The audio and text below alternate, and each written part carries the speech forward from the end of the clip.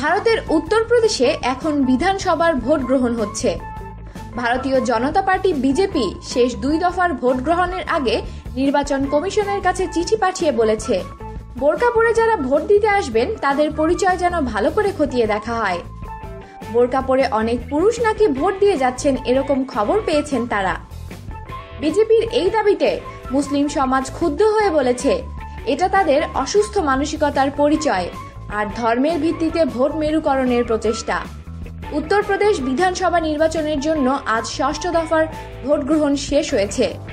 মার্চের 8 তারিখ শেষ দফার ভোট, যার মধ্যে রয়েছে প্রধানমন্ত্রী নরেন্দ্র মোদী যে এলাকার সংসদ সদস্য, সেই বারাণসীও।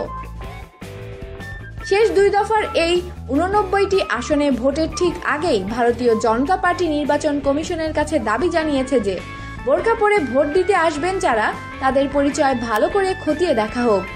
বিজেপির উত্তরপ্রদেশ রাজ্যের মুখপাত্র বিজয় পাঠক বলেছেন, অনেক এলাকা থেকেই কর্মীরা জানিয়েছেন যে বোরকা পরে পুরুষ মানুষরা ভোট দিয়ে যাচ্ছেন, কিন্তু বুথে মহিলা ভোটকর্মী নেই বলে বোরকার আড়ালে আসলে কে আছে, নারী না পুরুষ, সেটা খতিয়ে দেখা যাচ্ছে না। আমাদের সাথেই থাকুন, সাবস্ক্রাইব করুন।